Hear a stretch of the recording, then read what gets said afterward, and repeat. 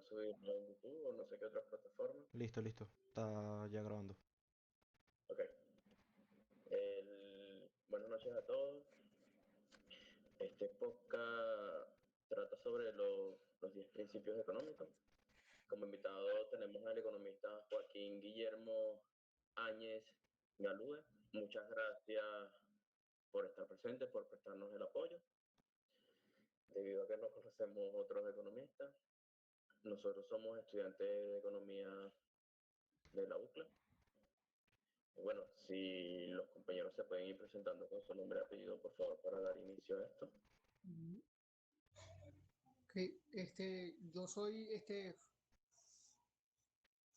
Franklin Martínez, y yo también soy estudiante de la UCA.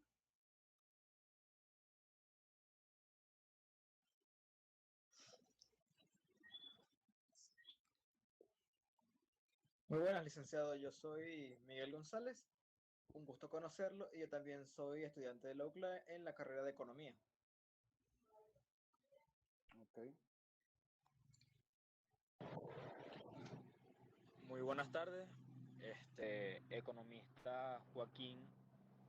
Soy Ricardo Molina, estudiante del segundo semestre de la carrera de Economía en la UCLA. Hilary Cauro, estudiante de Economía. Ok. Buenas noches, mi nombre es José Freites, estudiante de Economía. Ok. Bueno, bienvenido y más bien le agradezco la invitación.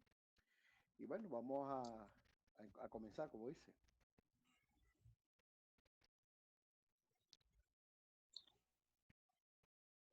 Bueno, la dinámica viene siendo sobre las preguntas, sobre el primer principio de la economía. Estas enfrentan disyuntivas. Según su opinión, ¿cuáles son las disyuntivas que enfrentan los venezolanos en el día de hoy? Mm. Bueno, mírate, son muchas. Vamos a ver si lo hablamos de la persona de a pie. Realmente una de las disyuntivas que ellos presentan ahorita es qué va a pasar en el futuro, ¿correcto? Hay un grado de incertidumbre muy alto de comienzo, bueno, de hace tiempo atrás, pero realmente esa incertidumbre podíamos ser manejable, podía ser, digamos, maniobrada por parte de los economistas. Sin embargo, en estos momentos nuestra, nuestra percepción es que no sabemos qué puede ocurrir a corto plazo, ¿no? En este caso ni a largo, menos, porque realmente la incertidumbre, la condición ha sido tan, en el contexto económico que nosotros nos estamos presentando. Yo quizás no puedo hacer muchos comentarios porque, bueno, no quiero mezclar un poco algunos argumentos que lo puedan tomar como político, pero no podemos divorciarnos de que puede haber un cambio, ¿no? Todo, dado las circunstancias que usted ya conoce, no quiero entrar en detalle, ¿no? Y eso da al empresario. Vamos a irnos por los agentes económicos. Los agentes económicos, en este caso, al empresario primero. El empresario realmente es uno de los elementos principales que motoriza la economía de un país, ¿correcto? Este agente tiene un proceso de percepción en que la economía o la situación de Venezuela presenta un grado de deterioro total. Entonces, pero sin embargo se mantiene en el mercado, todavía se mantiene levantándose todos los días para tratar de lograr mantener su empresa. Pero sin embargo, siempre anda con una preocupación y la preocupación logra eh, que sería el grado de incertidumbre que tiene, que no sabe el por qué, lo que va a ocurrir, qué va a pasar y qué podemos hacer. Entonces, el día a día, del día a día lo que nosotros nos levantamos, tanto la gente como en el caso del empresario, como la persona de a pie, en este caso el consumidor, el profesional, el ama de casa, el obrero, el informal, el empresario informal, siempre andamos con la preocupación, ¿qué va a pasar mañana? Entonces trabajamos en un proceso, lo que llaman modo de sobrevivencia. Realmente estamos en un modo de sobrevivencia. Sin embargo, pero eso no lo para, se mantiene, realmente tiene una capacidad de resiliencia tan alta que realmente nosotros como economistas lo aplaudimos, porque realmente, y yo como empresario que fui también, y mantengo ese, todavía, digamos, ese criterio empresarial, sé cómo se maneja el mundo empresarial y eso preocupa mucho al empresario de qué es lo que va a pasar mañana. Eso es lo que realmente está ocurriendo. El grado de incertidumbre es muy alto, pero demasiado alto que es difícil determinar qué puede ocurrir el mañana.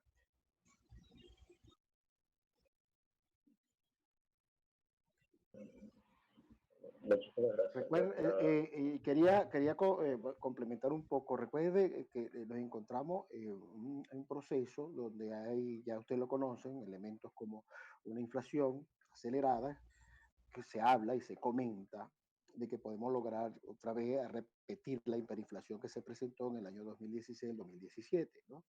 Sin embargo, con una hiperinflación diferente, porque sería una hiperinflación no en la vez pasada, en el año 2017, era una hiperinflación con escasez.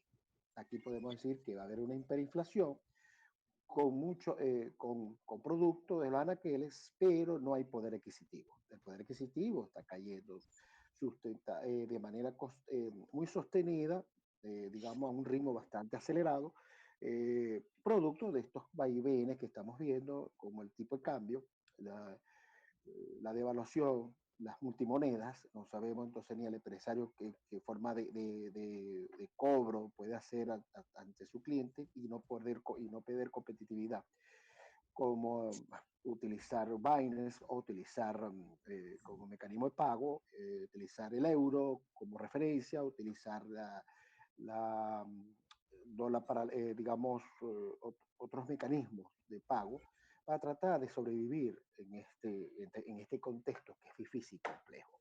En el caso contrario, vamos a verlo del otro lado de la película, que decimos entonces en este caso del otro agente, en este caso el de a pie, las personas, los profesionales, los estudiantes, el día a día, que se monta en su carrito o en la buseta para pagar, realmente le está costando día a día poder cumplir con compromisos y el día a día, cumplir con lo del día a día.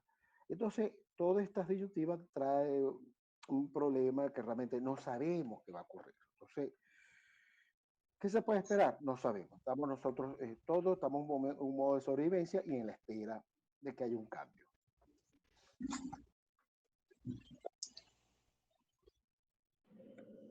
Es complicado, pero según cómo ve usted que mantiene el empresario, aquí que me estoy desviando, pero ¿qué mantiene al empresario la esperanza sobre que esto cambie? ¿Qué es que lo mantiene ahí firme, pues, siguiendo con su negocio?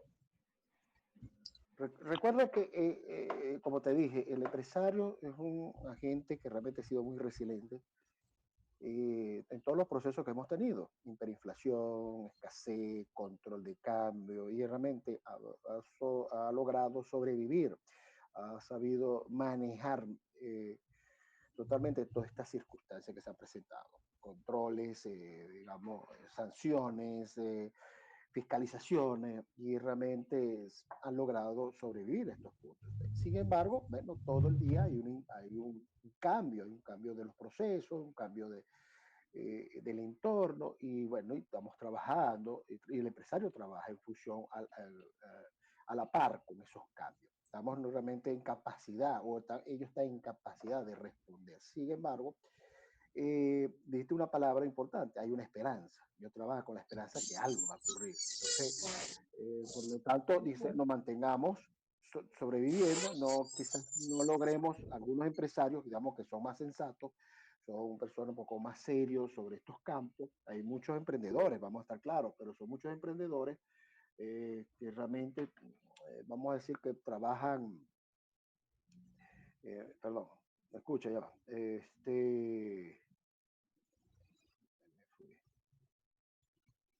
trabaja, hay muchos emprendedores que trabajan demasiado, muy improvisados, sin planificación estratégica, sin presupuesto, Y bueno, de esa parte, de esa gran parte de emprendedores no van a sobrevivir dentro de 3 años, pues, ni 2 años, pues, tomando en consideración todo esto, todas estas circunstancias que está ocurriendo, estos problemas que estamos presentando.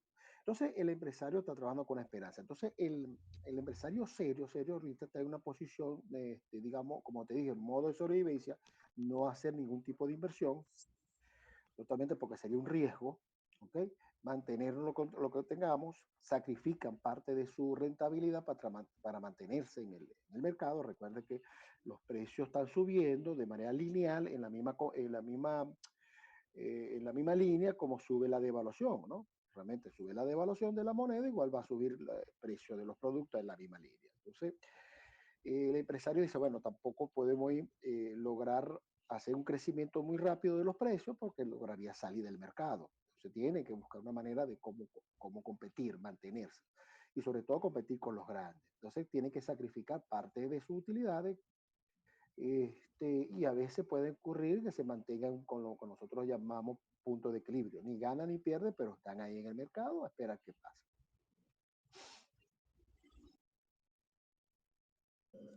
Ok, muchas gracias.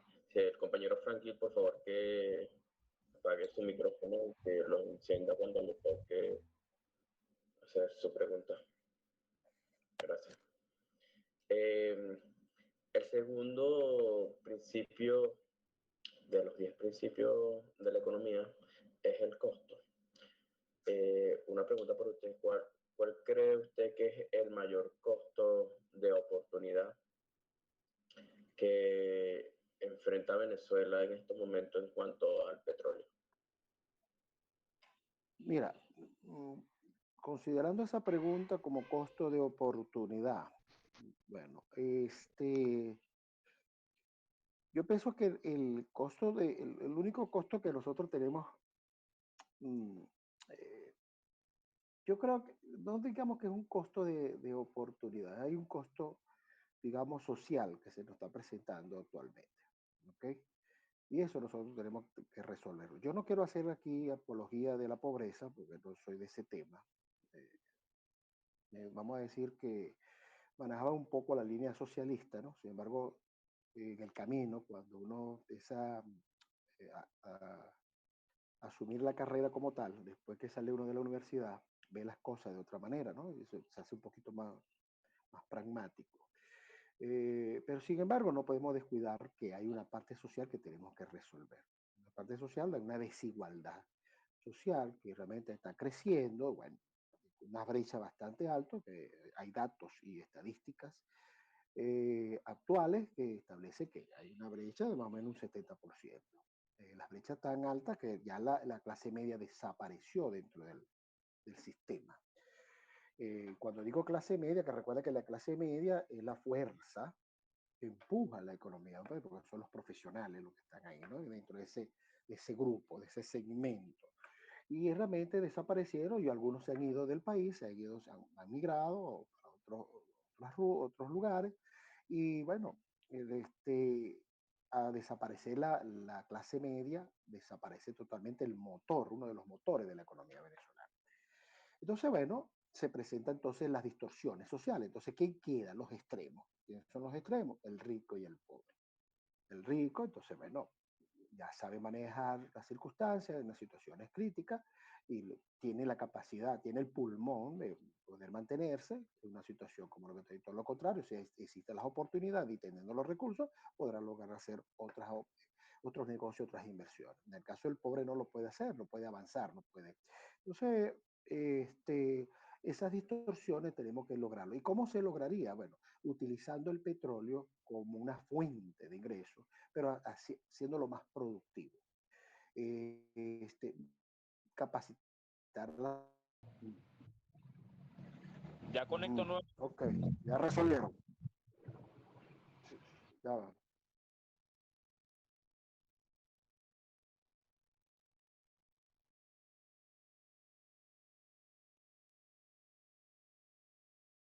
Y el internet está fallando mucho. Sí. Y no es ahorita, Bueno, ya nosotros- ya tiene tiempo así. O sea, que ya se nos está presentando mucho problemita ya con el internet. vamos a esperar el resto. ¿Qué opina usted sobre el Internet? Aquí en Barquisimeto hay muchas, no sé, empresas de fibra óptica, que si Datanet, Thundernet, Simple TV, SimpleNet. Es una locura, eso parecen los, los, los cables de la India en los postas. Eso es mucho, una locura. Pero no Sí, sé. sí, mira, yo vivo aquí en una urbanización, aquí hay apartando ABA, ¿no? Que bueno, está comenzando nuevamente, ¿no? Con Movinet.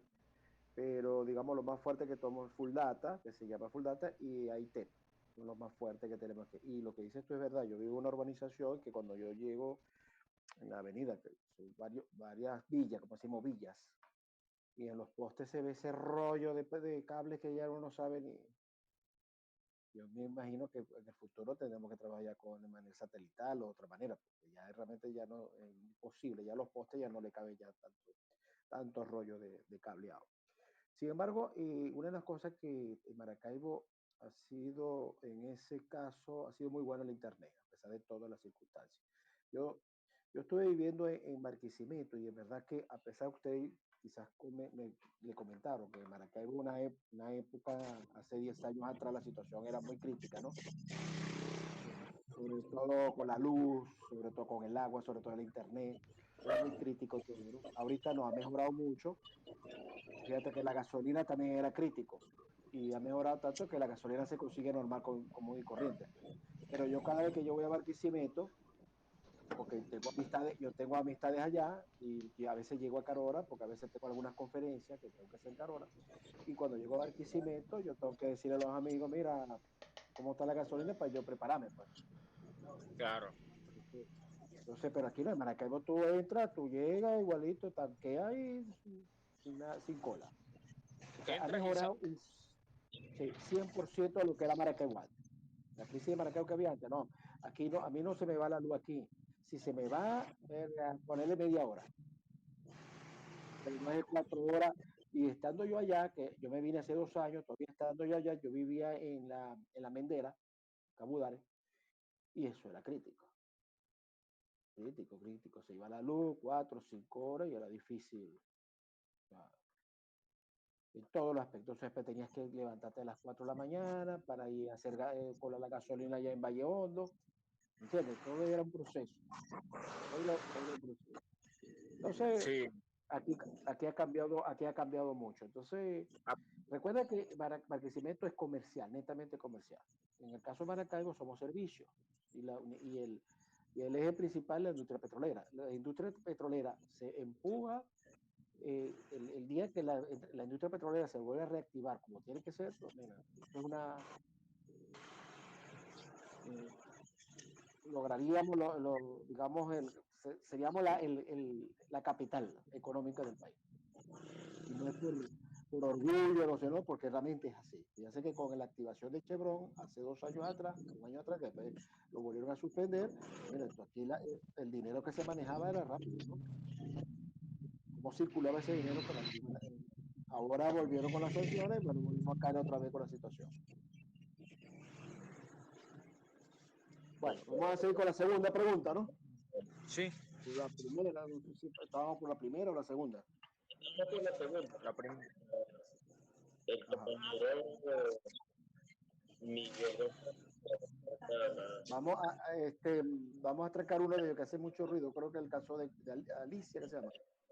Dice ahí, ajá. Ok. Vamos entonces, Gustavo, dale. Mi compañero Miguel González le hará su pregunta. Ok, siguiendo con las preguntas, nos vamos a enfocar esta vez en el principio 3 de la economía, en el que se describe que el análisis marginal supone que las personas toman sus decisiones sopesando los beneficios adicionales frente a los costes adicionales. Momento en que toma la decisión partiendo de esto. ¿Cuál es su opinión con respecto al tema de la dolarizar o continuar con el bolívar? Mira, considerando yo soy de la política, o mantengo mi posición y lo voy a mantener todavía, que el bolívar se puede recuperar como moneda fuerte, llegando a ser una moneda fuerte como fue antes. ¿Ok? Sí se puede recuperar. Hacer cambio de buscar digamos, otra figura de moneda para tratar de protegernos de la inflación o inventar, digamos, una moneda que podamos, en el caso como el caso de Brasil, el real, después se convirtió en el cruce, después pasó al real. Este, realmente no soy de ese cambio, ¿no? Realmente, pues, yo creo que el Bolívar se puede fortalecer como antes, en los años 70, los años 80, considerando qué es lo que tenemos que hacer. Considerando es que tenemos que producir, tenemos que trabajar para producción. Por eso que yo digo hay tres claves en el país que tenemos que reactivar, que es producción, la segunda es producción y la tercera es producción. No hay más nada. Realmente nos encontramos realmente en una situación muy marginal, vamos a decir, en el sentido de, en cuanto a nivel de producción, muy bajo, a nivel de crédito muy bajo, a pesar de que se ha reactivado el crédito bancario, pero sin embargo sigue siendo todavía muy marginal con respecto a lo que era antes y con respecto a si lo comparamos con los países latinoamericanos en cuanto al Producto Interno Bruto. Realmente sigue siendo bajo y sigue costoso.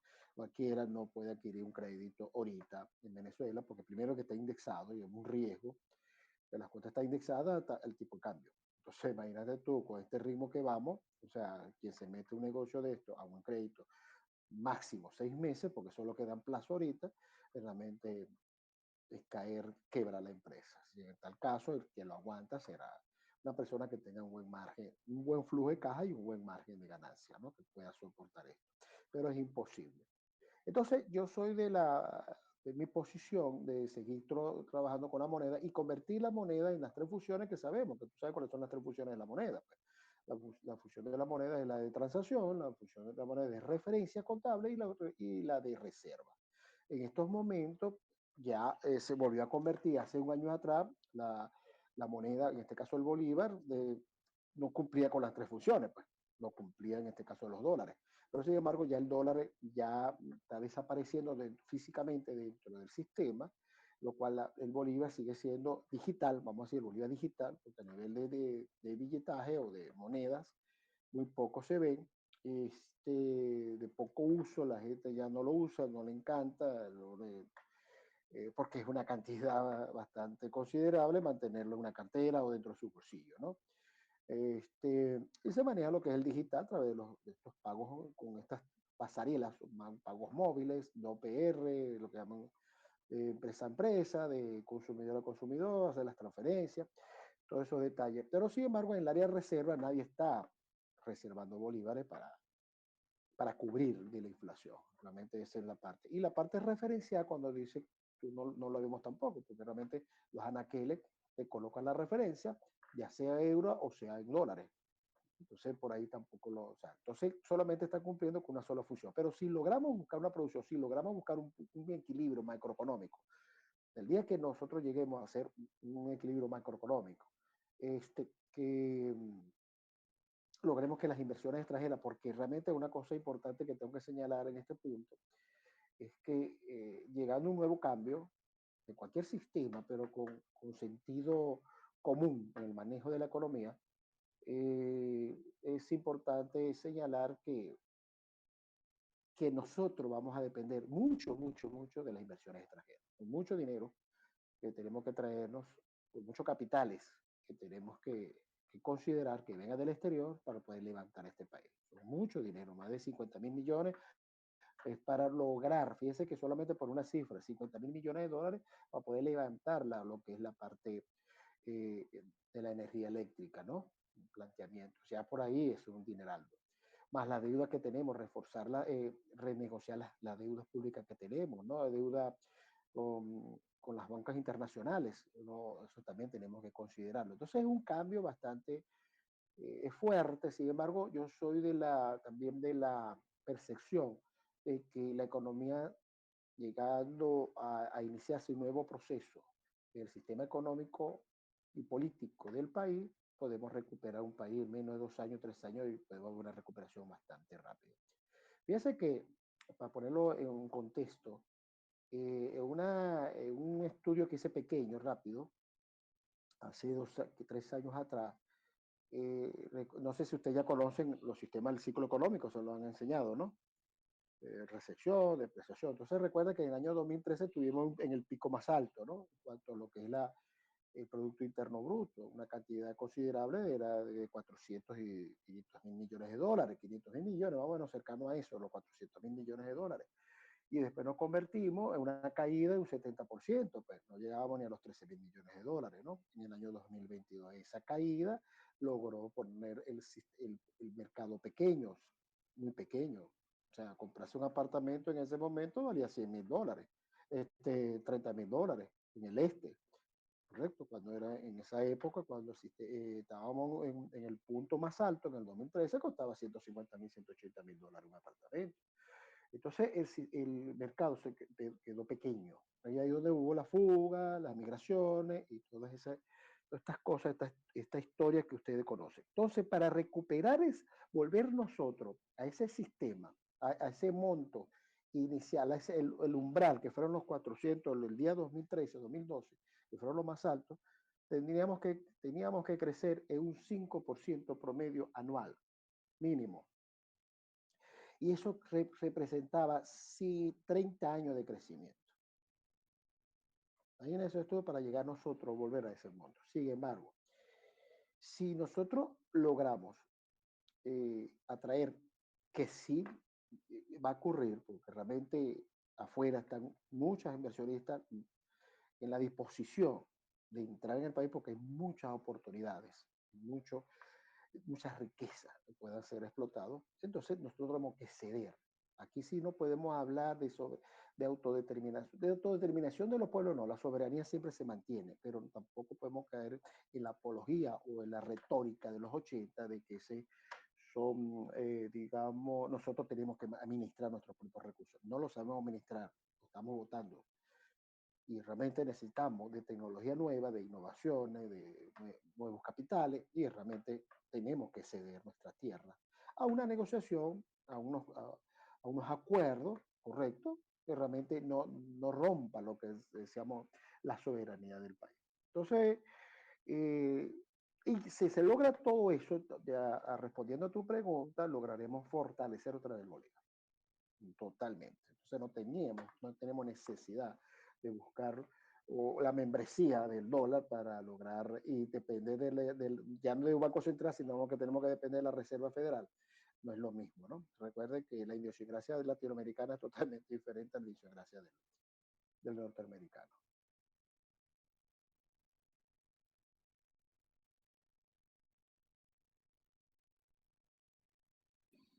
Ok.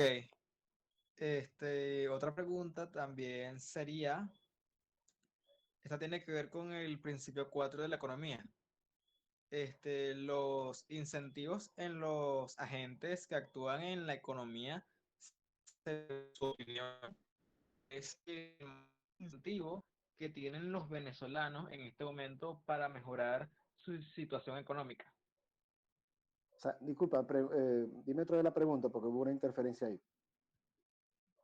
Sí, voy. Tiene que ver con el principio número 4 de la economía. Los incentivos en los agentes que actúan en la economía, según su opinión, ¿cuál es el mayor incentivo que tienen los venezolanos en este momento para mejorar en su situación económica? Bueno, mira, primero, si lo vemos en el agente económico, yo voy a colocar dos agentes económicos, el empresario y el ciudadano a pie. Esto ya le había dicho que el ciudadano a pie, estamos hablando de los profesionales, los educadores, del policía, los estudiantes, la Iglesia Católica, todo que realmente corresponda como, digamos, las personas naturales. En el caso de los empresarios sería la persona jurídica, pero en el caso del empresario, el único incentivo que ellos quieren tener es realmente... Yo creo que el primer elemento que tenemos es bajar la inflación. A bajar la inflación todo nos favorece. Se favorece al empresario para poder lograr vender su producto, ¿correcto? Y cubrir las demandas que se presentan cubrir una demanda donde la persona o el poder adquisitivo lograría volver a su equilibrio ¿correcto? Ya que la inflación caería, ¿no? Ese sería el único principio que yo mantengo y el que yo realmente daría, pues, digamos, el elemento importante. Primero, bajar la inflación. Lograr bajar la inflación y mantenerlo sostenido en el tiempo, lograríamos nosotros que los dos agentes económicos que les comenté lograrían sus incentivos. En este caso, podríamos, el incentivo empresarial es vender y rentabilidad. Ese es su incentivo. Lograr su mayor rentabilidad esperada, ¿correcto? Eh, y en el caso de los agentes económicos, en este caso los que yo les comenté anteriormente, que serían las personas naturales, lo que sería el principio de ello es que su poder adquisitivo se pueda cubrir todas sus necesidades mínimas. Eso es todo lo que tenemos. Ya teniendo nosotros esos elementos, el resto eh, camina solo, tomando en consideración las innovaciones, las tecnologías, las oportunidades y el conocimiento de cada uno y la fortaleza que puede tener cada uno de nosotros, de los agentes económicos. Pero un elemento importante, evitar la intervención del Estado en los aspectos económicos. O sea, como decían Adam Smith, deja hacer, deja pasar y deja hacer, ¿no? Como era la...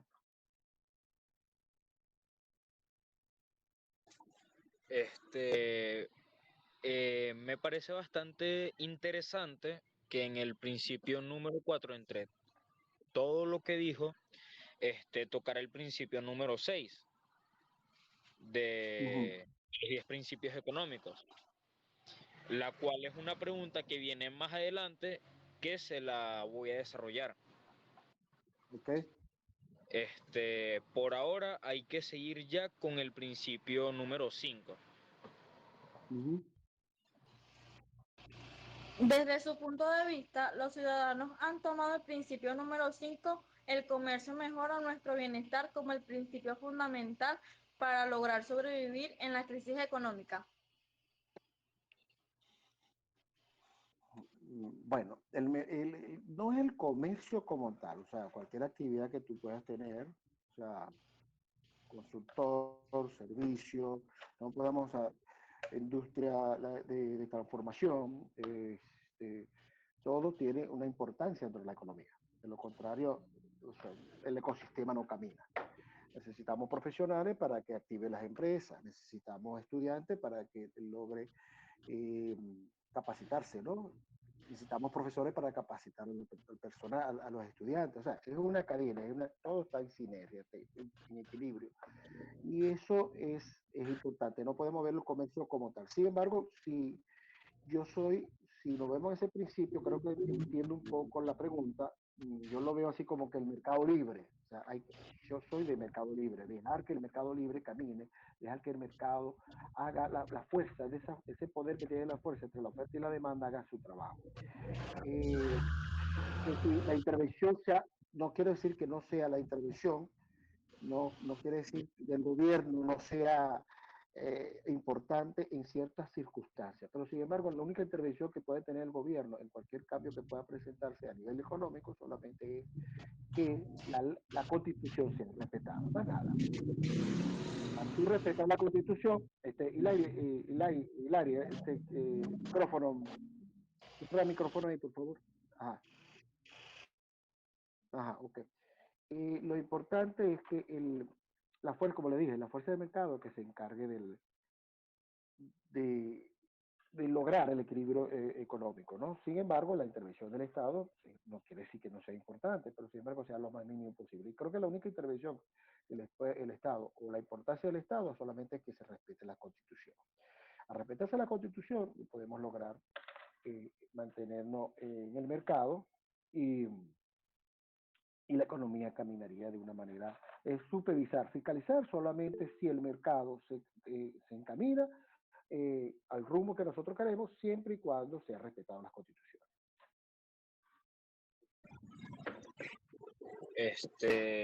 Ahora sí, siguiendo. Yo me voy a mover, me voy a mover un poquito porque se me está agotando la batería y va a conectar el teléfono. Ok, ahora sí,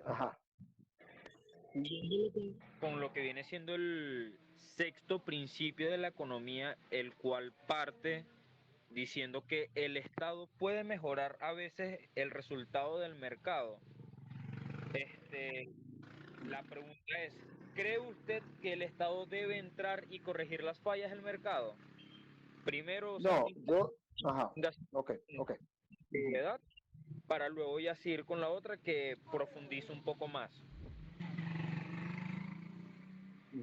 No, yo lo que quiero decir es que el Estado no intervenga directamente al mercado, o sea, no puede intervenir el mercado, porque realmente entorpece el procedimiento normal de un equilibrio del mercado, entre la fuerza y la demanda. Recuerde que vamos a poner un ejemplo muy sencillo que ocurrió en 2016, 16-17, que fue el famoso control de precio, ¿no? El control de precio, ¿qué logró traer eso? A colocar un control de precio, al decir hay un tope de precio que tú tienes que tener, hay un tope de ganancia que tú tienes que mantener, al empresario lo que hiciste es que lo limitaste. Y a tú limitar al empresario, o sea, él lograría es no avanzar y empezar las consecuencias que ya nos vimos, escasez de los productos, las colas que se empezaron a formar para buscar harina pan, para comprar harina de trigo, para comprar pan del día a día. Igual corre con la gasolina, o sea, todos estos elementos da pie a la producto de la corrupción también. Entonces, son muchos elementos. Entonces, que nuestra experiencia, y no solamente en Venezuela, la experiencia también en otros países, ¿no? Donde la mano del Estado lo que hace es entorpecer el mercado. Fíjense, vamos a poner un sencillo que usted lo sabe mucho, el sistema político que tiene China. China tiene un sistema político totalmente comunista, pero a nivel político, pero realmente el Estado no se involucra en el mercado económico, digamos, en el mercado de la fuerza, donde la fuerza de la demanda y de la oferta busca y ajusta el precio. Recuerde que el mercado es el único juez que determina cuál es el precio que tú vas a poner. Nadie más. Aquí nadie va a poner precio, o sea, ni el gobierno, ni cualquier superintendencia, ni el SUDEN, lo que sea, ¿no? Como se pueda llamar. Solamente el único juez que pone los precios, en este caso se llama el mercado. Nadie, o sea, ese es el único. Entonces, los resultados han sido positivos en China, ¿eh? Y se ha mantenido de esa manera. Bueno, con un sistema político. ¿Qué hacen ellos? Fiscalizar que se respete lo que ellos llaman su constitución, sus normas, y que se respete. ¿Correcto? Que si hay una violación de esa constitución, bueno, se tomarán las sanciones que correspondan a cada una de las empresas. Por ejemplo. Eso es lo que nosotros tenemos. Entonces, la constitución, que son como 400 artículos que tenemos, hay mucho por donde buscarle la vuelta, pero no intervenir y cada vez buscar unas reformas, hacer unas providencias, y lo que hace es tú dificultar más el avance de la economía. O sea, no está dejando trabajar a la persona, no está dando la libertad de innovar, no está dejando libertad para avanzar. Entonces, siempre vamos a estar en una posición. El empresario, si va a seguir en un modo, como digo, en modo de sobrevivencia. No va a avanzar porque, bueno, tengo que mantenerme. Recuerde que hay otro elemento importante. Recuerde que el capital como inversión, dinero, es cobarde. Le da miedo. Cualquier cambio que pueda existir, cualquier movimiento que pueda escuchar, cualquier percepción que pueda haber, vamos a poner el caso que está ocurriendo ahorita algo que estamos en un grado de incertidumbre tan alto que el inversionista dice, el inversionista serio, ¿no? No, yo no voy a aflojar nada ahorita, yo no voy a invertir nada, a menos que él vea una oportunidad, que él vea por ahí digamos, un huequito, como dice así, que puede decir, coño, me voy a meter por acá. Bueno, vamos a poner un ejemplo actualmente que está ocurriendo en Venezuela, donde hay una resiliencia, que es el caso del mercado farmacéutico. Ha crecido bastante. Vamos a poner un caso de uno de los monstruos que es aquí Farmatodo. En el caso de Maracaibo, algunos estados están incorporándose nuevas unidades de producción, nuevas sucursales, porque está viendo esa oportunidad, está oliendo. Pero es un estudio que yo hace con muchos años, estudian el mercado, estudian las oportunidades que pueda presentarse y no lo puede tampoco desaprovechar. Tampoco es que me voy a quedar con los brazos cruzados. Si tengo el capital y veo la oportunidad y hay seguridad de que no vaya a haber un problema, amarrando todos los detalles, bueno, yo puedo entrar a ese mercado. pero aquel que tiene una cierta incertidumbre, no sabe por dónde ir, no sabe por dónde orientarse, lo que yo siempre le sugiero, tranquilo y vamos a ver qué pasa. Mantente solamente con la parte operativa, los ingresos, o sea, mantente con tus ingresos, con lo que tú tengas, paga los servicios, no, pero no incorpores nuevos empleados, no incorpores nuevas ampliaciones, porque realmente no se sabe. Porque primero él tiene una incertidumbre, no sabe por dónde va, no tiene una orientación, entonces es mejor dejarlo que se quede tranquilo. Entonces, el gobierno no puede intervenir totalmente, solamente fiscalizar, revisar, o sea, que se respete la Constitución. Eso es todo lo que tiene que decir. Que el único juez, como le digo, el único juez se llama el mercado, que determina cuál es el precio que tú vas a obtener. Y le digo algo, por eso es que a veces siempre digo las críticas, que dice que el empresario subió tanto, que mande, que envíen al gobierno porque lo subió el dólar no sé cuánto. O sea, no, tranquilo, si tú dejas el mercado castiga. El mercado lo va a castigar totalmente. Que puede durar con ese precio, por tu caso, no sé, un mes, 2 meses, tranquilo. En 3 meses ya está desapareció del mercado. El mercado lo saca, a menos que sea un monopolio, pero la Constitución, el Código de Comercio lo establece de que el monopolio totalmente es prohibido. Aquí hay dos preguntas dentro de la misma del, del mismo principio de la economía que le quiero hacer. ¿Hasta qué punto el Estado debe intervenir dentro del mercado? Y ya esta ya varios la debemos saber, pero vamos a dejar que la responda y que nos llene de su conocimiento. ¿Cuál es su opinión sobre las intervenciones del Estado en Venezuela? Ok, ¿hasta dónde tiene que ir el Estado? Mira, yo creo que es muy limitado. El Estado no debe intervenir, creo que en ningún punto, en lo que es en el aspecto económico, no debe intervenir en ninguno de los puntos. El punto es que el mercado, y como lo dije, la función del Estado es gobernar y administrar los recursos que se le dan para ser distribuidos. El gasto público, que ya usted sabe, eso crea demanda, y bueno, eso es solo el trabajo y que el mercado cumpla con la función que tiene que cumplir. Déjalo que los agentes económicos se formen. Siempre hay unas limitantes que tú no puedes, o sea, como te digo, el monopolio no puede existir, o sea, no puede crearse un monopolio porque realmente es un elemento perjudicial totalmente. Tener el monopolio, ya crearías tú un inconveniente al consumidor y si ese monopolio es un producto de mucha importancia para la necesidad del consumidor público, el total, realmente el gobierno tendría que intervenir en ese caso, ¿no? Esa sería la única, decir, bueno, voy a intervenir aquí o incorporo nuevas, o sea, aliento, incentivo, porque es lo que tiene que buscar, confianza. Lo único que tiene que hacer el Estado es crear confianza. Y a crear confianza, las inversiones entran. Eso es todo lo que tiene que hacer el Estado. O sea, tú crear confianza, incorporar nuevos inversionistas y incorporar nuevas competencias, nuevas empresas, y de esta manera no se formaría un oligopolio ni un monopolio y tendría un precio equitativo del mercado. Ese sería el caso. Eso es lo único que te digo.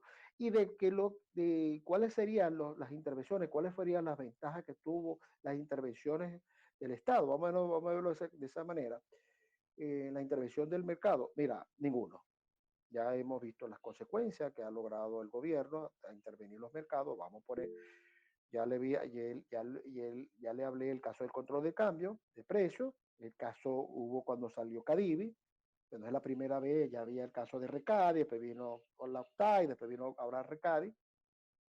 Igual hubo un descontrol, hubo una corrupción, o sea, se beneficiaron totalmente un grupito muy pequeño, se enriquecieron, bueno, y realmente empobrecieron al país. En el caso actual, es el caso cuando tú le pones un paraguas al paralelo. Tú no le puedes poner el paralelo. O sea, eso es, mira, yo a veces no le llamo paralelo. Yo digo el mercado, esa es la paridad. Cuando yo digo paridad, esa es la tasa real. Entonces, cuando el gobierno, no sé si se recuerda usted, le puso un parado a lo que llaman a estas, digamos, que salían en el sistema, ¿cómo se llama? las paralelos que salían en el sistema, bueno, los que todos los días te decían el paralelo está en tanto, ¿no? Las aplicaciones, a la página. Las aplicaciones que salían por las redes, por las páginas, ¿no? Que salían en las redes, paralelo es tanto y ok, había un paralelo. ¿Cómo se movía ese paralelo? Bueno, ya usted bien sabe, se manejaba por Cúcuta, o sea, a través de las tasas de cambio de allá, pues manejaba con el peso y el peso se convertía, era un triángulo que se hacía y determinaba un promedio, el promedio dice, mira, el día de hoy se cerró en tanto. O sea, porque esa era la tasa real, la tasa que se manejaba allá en ese momento. Cuando el gobierno trata de buscar, de ponerle un parado a ese sistema, o sea, al principio, como todo, tú pones un parado tranquilo, no hay problema, tú tranca el serrucho y logró mantenerse la tasa de cambio con respecto al oficial, a paralela, pues, mantenerse un margen constante, ¿no? No se movió. Sin embargo, siempre iba a buscar la salida. Y recuerda que el mercado es como el agua. O sea, cuando llueve, él va a buscar las salidas. Si se empoza, él va a buscar por dónde se filtra, pero él tiene que buscar una salida. ¿Qué logró? Salió en el mercado que se llama el Binance, la USDT. No sé si ustedes conocen ese mercado, pues. Entonces, bueno, se está utilizando como un sistema de referencia porque realmente es el que se mueve en el mercado. Si usted revisa en el Binance, el USDT, que no toda la comunidad lo tiene, ¿no?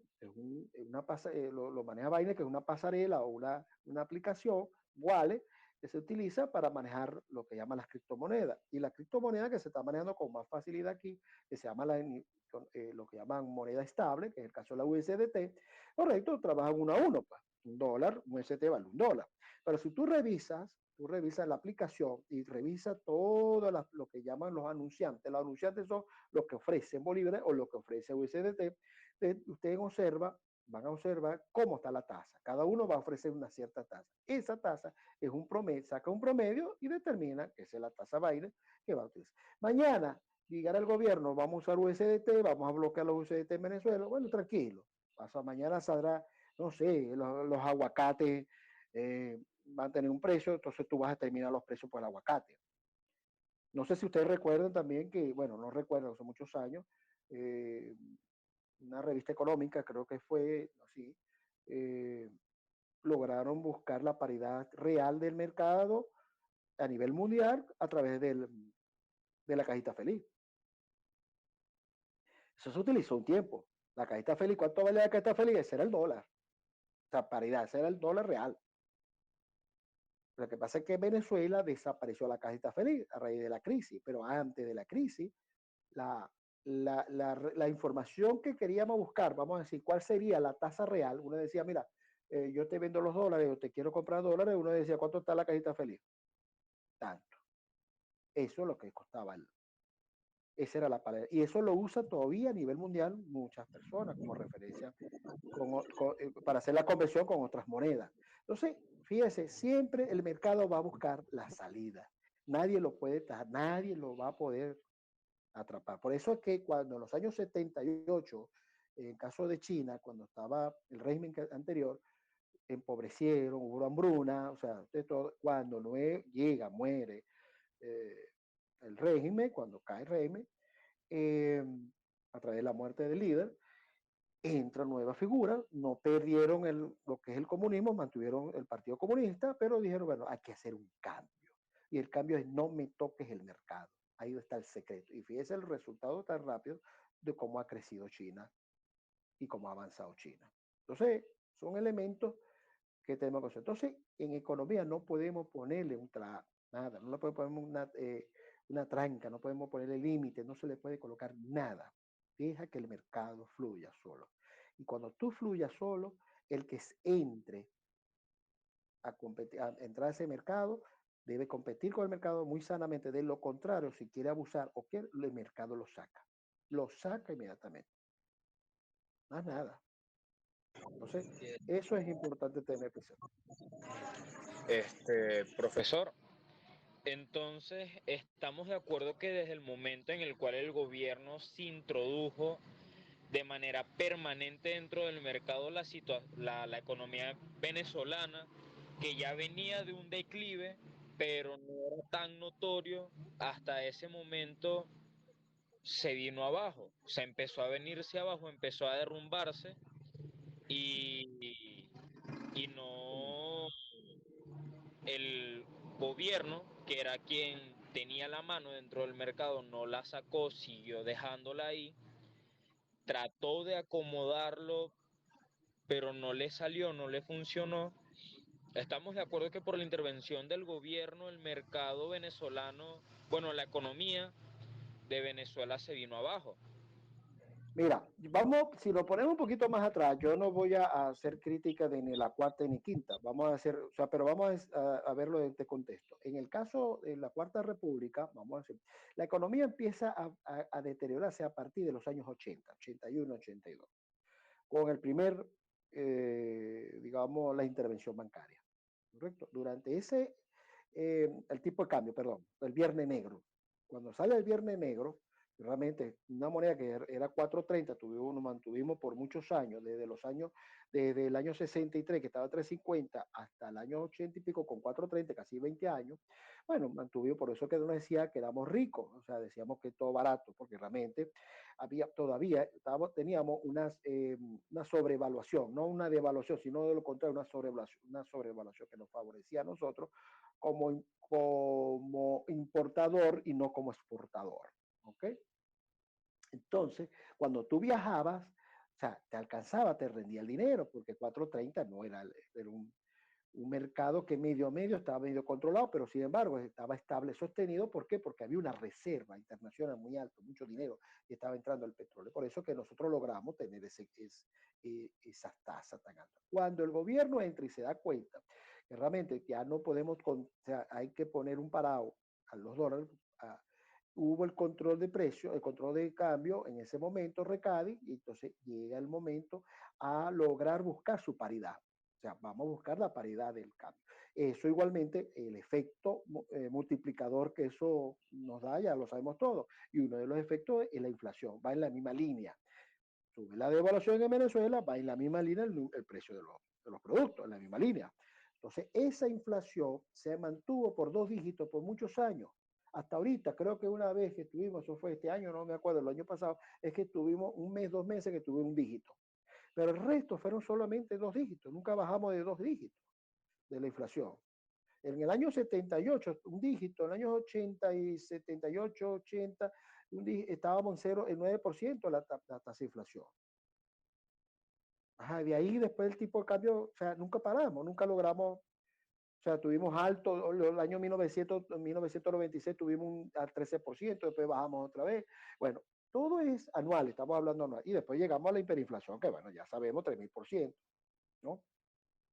Entonces, pero no hemos logrado todavía buscar un equilibrio total del sistema. Entonces, la intervención de la cuarta a la quinta siempre se ha mantenido. O sea, por ejemplo, cuando trataban de controlar algún precio del pollo, un pollo de la carne, siempre decían, vamos a intervenir, vamos a llevar preso al que esté especulando. No era especulación, el empresario siempre ha sido especulador.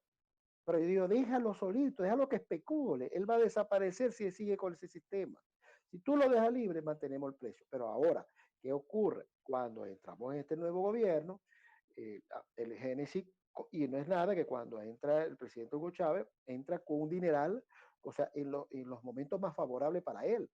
Precio de petróleo bastante alto, una economía bastante robusta, bueno, o sea, que le podía sacar provecho. Lo pudo sacar provecho, pero no lo logró. Entonces, el génesis de esto, de este segundo problema, viene de Chávez. Yo no digo de Maduro, yo estoy hablando de Chávez, porque ahí es donde inicia todo ese proceso. Ese proceso entra y eso a largo plazo empieza a caerse.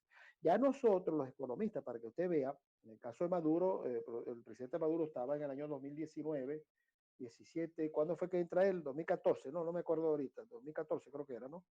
2014, 15, 17, ya eso se venía, ya nosotros veníamos que iba a haber una hiperinflación, ya nosotros no estábamos, porque la producción estaba cayendo, estaba decayendo, y se va a llegar un momento que se va a presentar una hiperinflación. ¿Cuándo va a ser? No sé, pero va a lograr. Y se logró, la muerte de Chávez siguió y explotó. Pero le cayó el muerto ¿cómo es? A Maduro, toda la carga, vamos a decirlo así, ¿no? Pero realmente el Génesis viene por ahí, en ese aspecto. No supo manejar la macroeconomía, no supo manejar se involucraron personas, no vieron el factor económico, no vieron el Ministerio de Hacienda, antes no se llamaba Hacienda, después se llamó, no vieron la importancia de que tiene la economía dentro de un país. O sea, quisieron manejar también otros elementos, quisieron, bueno, mira, yo conocí personajes que decían, y hasta estos pocos días yo estuve tomándonos, vamos a decir, unos whisky con unos amigos, y hasta ahorita todavía me quedo asombrado cuando me dice que la economía, o sea, la ciencia económica es capitalista. Eso me dijeron. O sea, imagínate tú llegar a eso. O sea, decir, es que el problema es que la ciencia económica, lo que tú manejas o lo que ustedes, su carrera es capitalista. Entonces no es capitalista. Entonces, o sea, eso es una ciencia exacta donde tiene una receta que tenemos que utilizar para acomodar y administrar, buscar un equilibrio económico, ajustar cualquier elemento que pueda distorsionar la economía. Entonces utilizamos política económica, política monetaria, política fiscal, algunos elementos, y eso hay que utilizarlo, y ahí están las recetas. Ahí tenemos un caso de Argentina con Milei. Milei logra, o sea, y eso no es de la noche a la mañana, logra bajar el dólar, logra un momento que está buscando un equilibrio. Y ya los recursos pasó de un déficit, pasó un superávit. O sea, son recetas que tenemos, que eso no lo inventó, o sea, es una ciencia y no fue que salió a la noche a la mañana, fue un trabajo realizado por muchos colegas mucho antes y realmente y ha servido para mantenernos en el mercado, pues. Entonces, el libre mercado es importante, no podemos, tú puedes tener cualquier régimen, discúlpame, sea musulmán, religioso, chavista, rojo, naranja, azul, no importa, pero no me toques el mercado. A tocar tú el mercado, vas a ver los resultados que no son positivos, son negativos. Ya la parte política, bueno, que se encargue otro. El mercado en sí es el que se encarga de desarrollar su propio crecimiento. Claro. Ya pero, sí, discúlpame, pero, el gobierno tiene que crear confianza. una situación difícil aquí en el país donde nos encontramos. Claro, es difícil, o sea, y ahorita más porque realmente ya, o sea, nos encontramos que ya no tenemos los recursos necesarios, ya ni dólares tenemos, pues. Entonces, Sí, fíjense las informaciones del día a día. Las importaciones cayeron 15% este año con respecto al año pasado. Porque la gente tiene miedo y dice, que voy a invertir yo, ¿cómo le pago yo al proveedor si no tengo recursos, no tengo dólares, no tengo acceso a las divisas? Como una manera de hacer crecer la economía, viendo que lo que sigue el séptimo principio de la economía, que dice que cada región y nación tienen las capacidades técnicas para desarrollar su economía, por lo que depende de su producción para el crecimiento y posterior desarrollo. La pregunta es, ¿cuáles serían los bienes y servicios que debe producir Venezuela para mejorar su nivel de vida? Antes de que usted empiece a hablar, me gustaría acotar en que Venezuela debería desarrollar mejor su tecnología para poder explotar más y mejor los recursos que ya tiene. El petróleo, que es lo principal que se encuentra y se busca aquí, y que cuando tú escuchas la palabra Venezuela, la palabra petróleo ya la está arrastrando atrás, pero también como país tenemos otros recursos los cuales pueden ser bastante bien explotados, con la tecnología correcta, claro.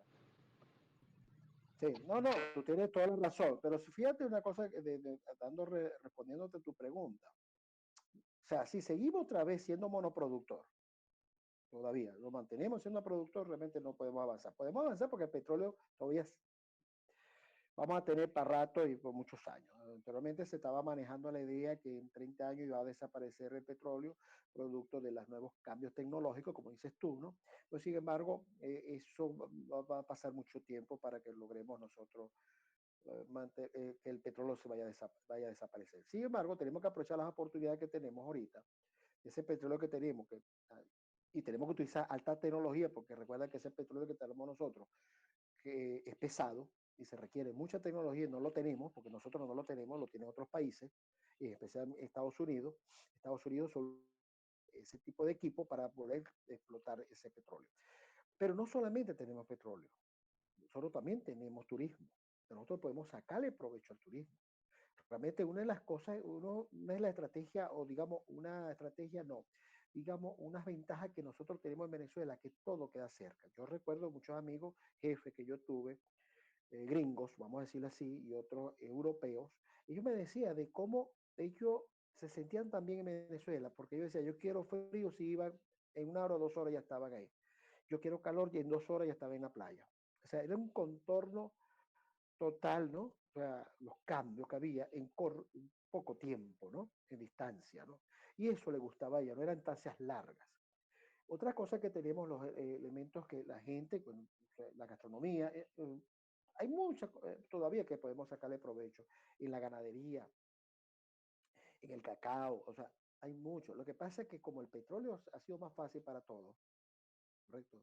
Donde el margen de ganancia tan alto, que si se puede distribuir bien, todo podemos nosotros beneficiarnos de esa distribución, ¿no? Y yo no digo distribución que te va a regalar, sino que pueda ser distribuido a los estados para trabajo, profesionales, para nuevas actividades, pero eso no se está logrando. Entonces, ¿qué ocurre? Que realmente si tú diversificas totalmente la producción, no tenemos estos problemas que tenemos ahora. Fíjense en el caso de Colombia. Colombia no depende del petróleo. México no depende del petróleo. Tiene petróleo y no depende del petróleo.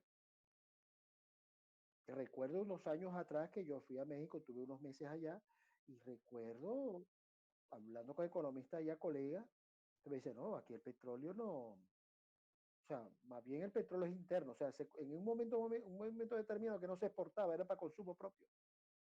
Imagínate tú cómo se manejaba el petróleo. Entonces, ¿qué era lo que ellos tenían como producción? La producción agrícola, el aguacate, eh, muchas actividades para exportar. Entonces teníamos cómo, pero si seguimos otra vez con el pensamiento rentista del petróleo, bueno, ahí no vamos a cambiar, no estamos cambiando. Entonces a veces caemos, fíjense, está interesante la pregunta, que si nos podemos observar, ayer estaba yo comentando de ese punto. O sea, a raíz de que el petróleo cayó, la actividad petrolera cayó, los ingresos, la producción cayó, hubo otras actividades que se están incentivando. Entonces, por ejemplo, en el turismo, o sea, tú vas, yo veo, porque me mantengo viajando en Venezuela, señores, o sea, realmente ha crecido.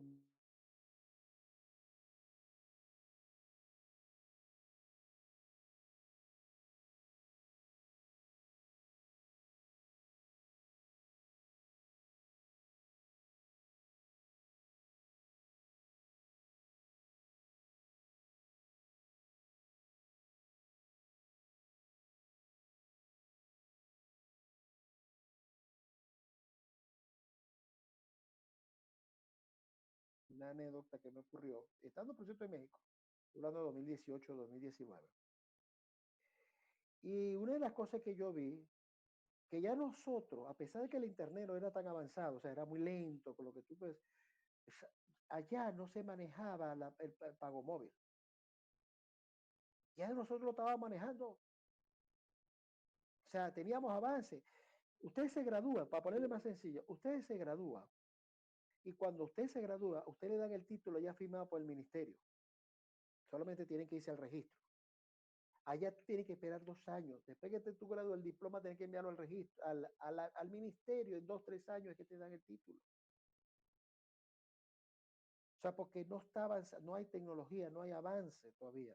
O sea, ya quizás, pero los cajeros automáticos ni poco usaban en ese momento. Todo se manejaba en efectivo, todo, había mucho menudeo. Eso es lo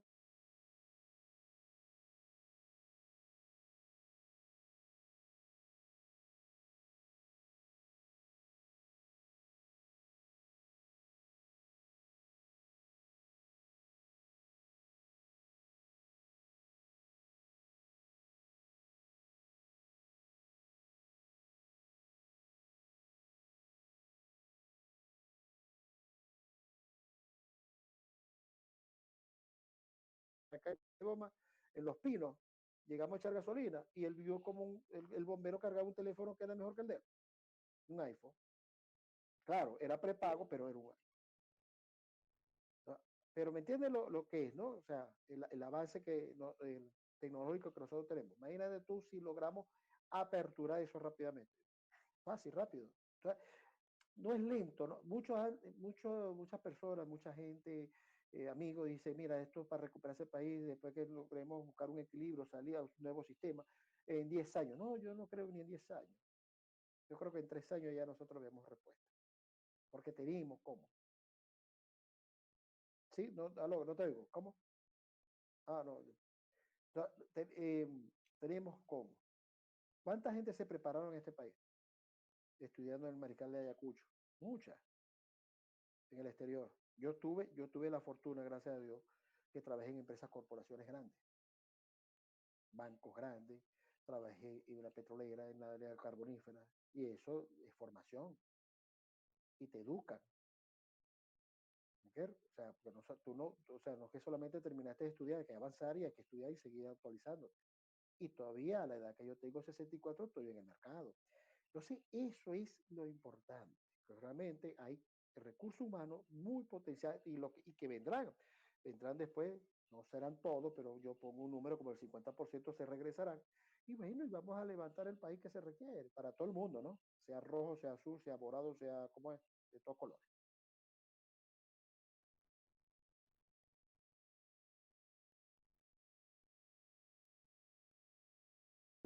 Otra pregunta. Ajá, Gustavo.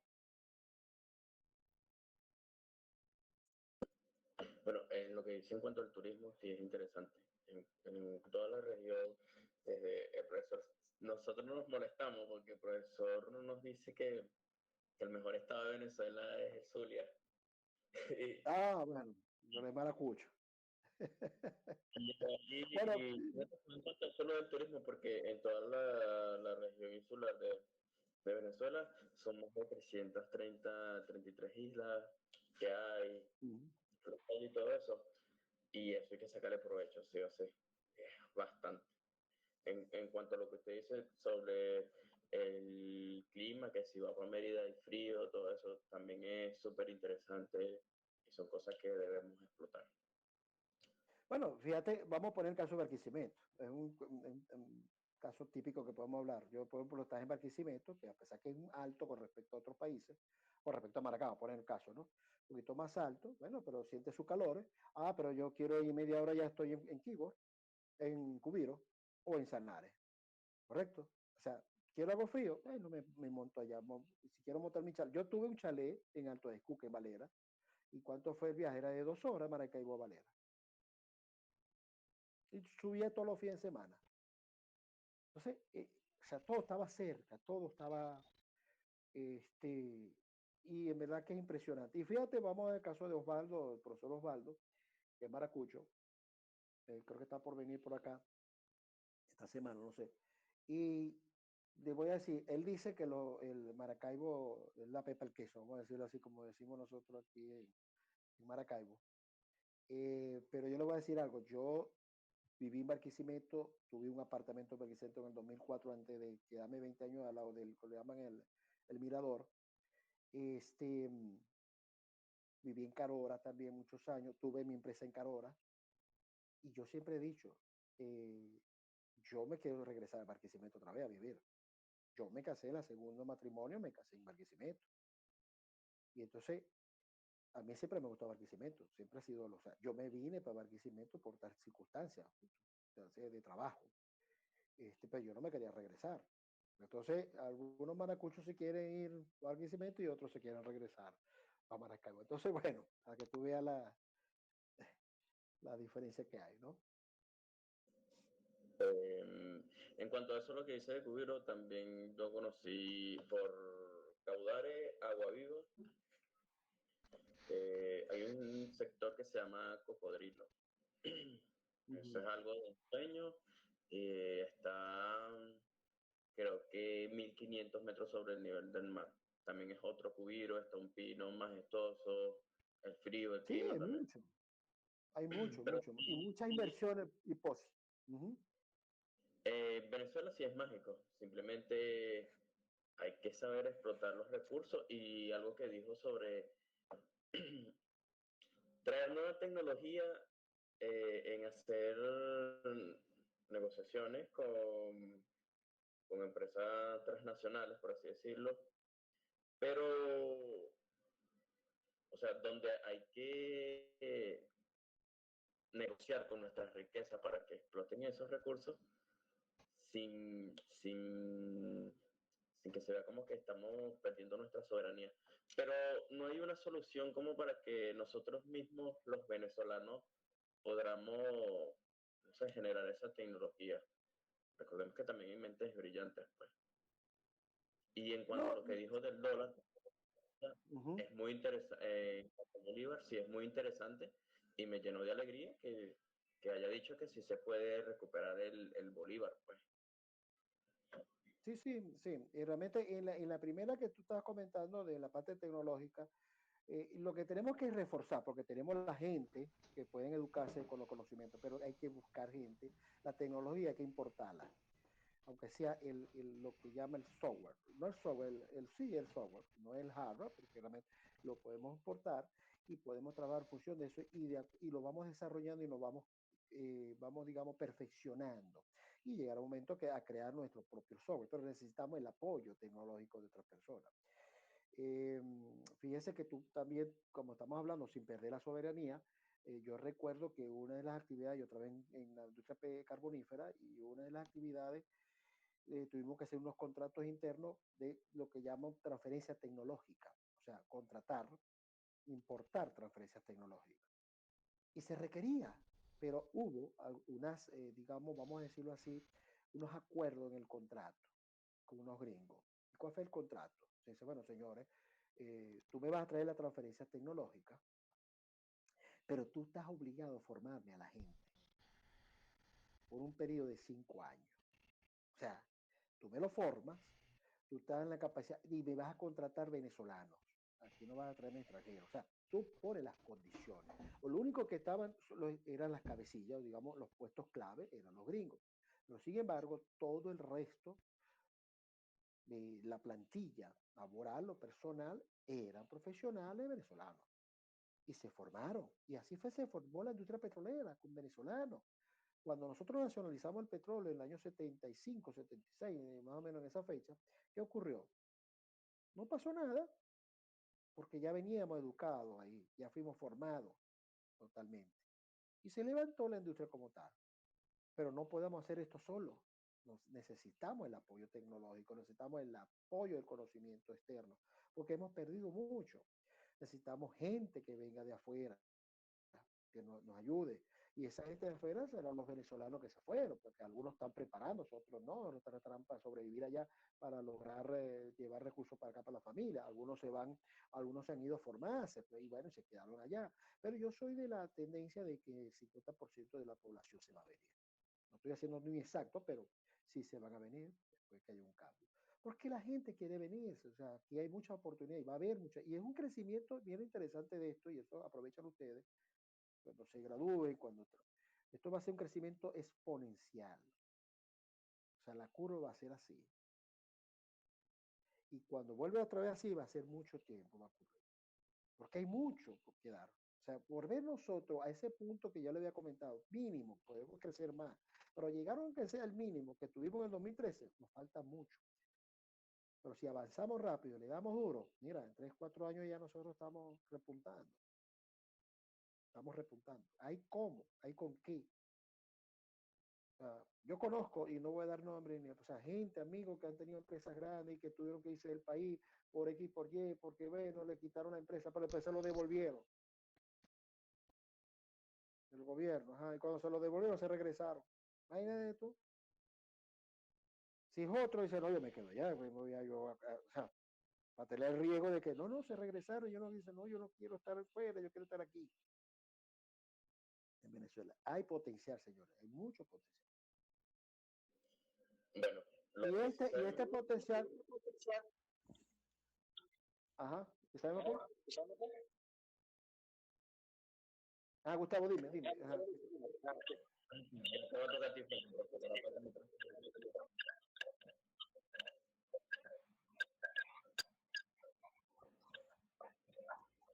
Tranquilo, el micrófono no importa. ¿Aló? Ajá. Ya va a quedar un segundo para que saque el micrófono. Franklin, apaga el micrófono, por favor. ¿Aló? Franklin, ¿Aló? el micrófono.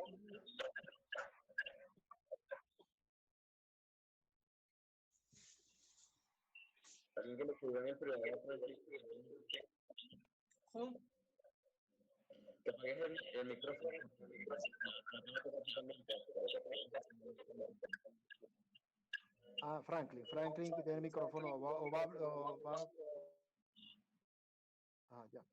Ok, bueno, ok. Lo que sí iba a decir es que los venezolanos que van a venir están preparados, bienvenidos. Y los otros que no fueron tan preparados se acostumbrarían o ya están acostumbrados al trabajo fuerte. Quiere decir que no también son necesarios. Claro, totalmente. Todo se requiere. Bueno, ya ahí creo que el orden de las preguntas, no recuerdo si fue mi compañero Alejandro o Frankie. En este caso le toca a Franklin. Ok.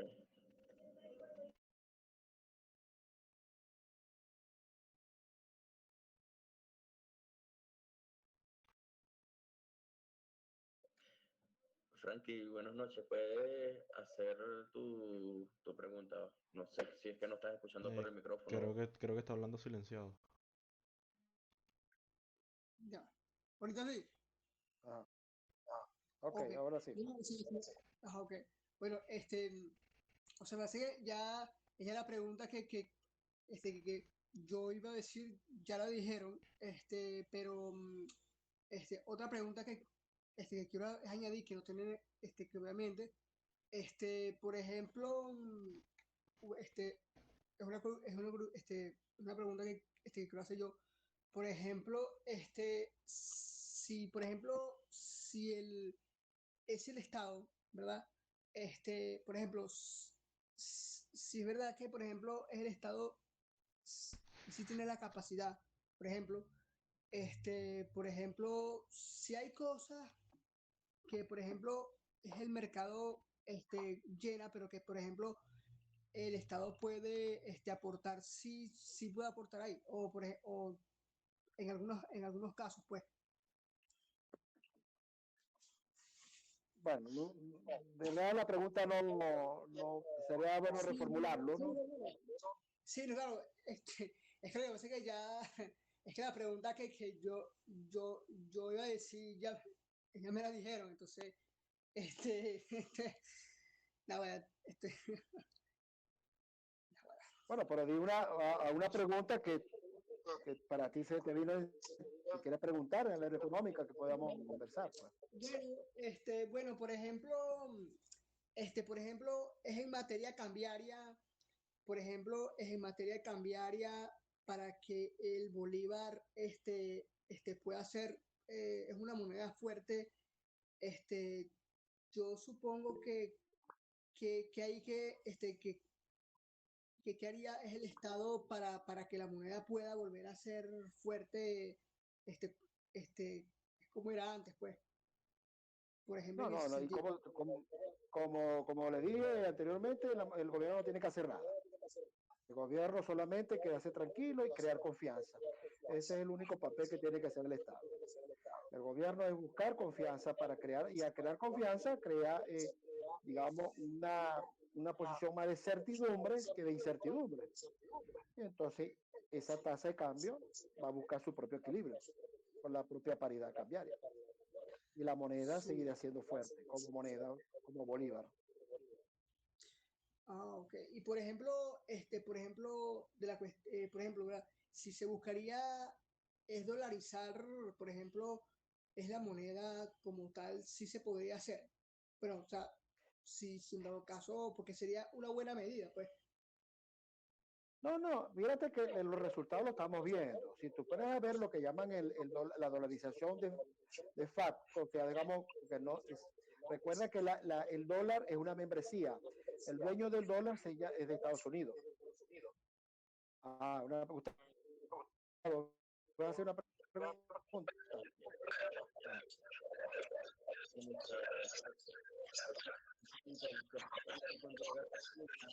Ya, Gustavo. Ajá, sí, pero, aunque voy a seguir, ¿no? Entonces, la moneda, ajá, la moneda, lo que es la moneda estadounidense, o sea, el dólar es estadounidense, es una membresía, y tú requieres, y para tú tener dólar, tú tienes que solicitar un permiso, y el permiso, a través de las sanciones, no lo va a haber. Entonces, ya hemos tenido una moneda que se ha circulado en el mercado, lo hemos observado el año pasado, donde circulaba casi el 90% en dólares, el resto en bolívares, y bueno, aquí vemos la diferencia que ya el bolívar sigue siendo ahorita como moneda de transacción, ha crecido con respecto al dólar. Gustavo, tengo la palabra de Gustavo. Ajá. Se me había olvidado, disculpe, se me había olvidado bajar la mano.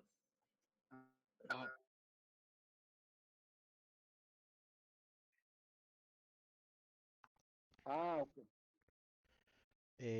Bueno, Levantó la mano. sabemos que cada región tiene las capacidades técnicas para desarrollar su economía, por lo que depende de su propia producción para poder generar un crecimiento. Entonces, ¿cuáles serían los bienes y servicios que debe producir Venezuela para mejorar su nivel de vida? No, o sea, los bienes y servicios cuando la necesidad que te está determinando la población, y lo que la demanda lo que te demande, pues, del mercado.